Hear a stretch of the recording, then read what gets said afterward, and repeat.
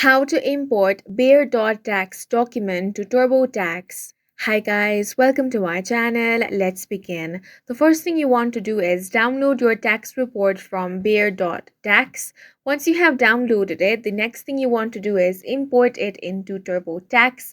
For this, you want to log into your Turbotax online account and open your tax return. Then you want to click on wages and income. Now select investments and savings, then click on add/edit option. Now you want to enter manually all the details from Bear.tax.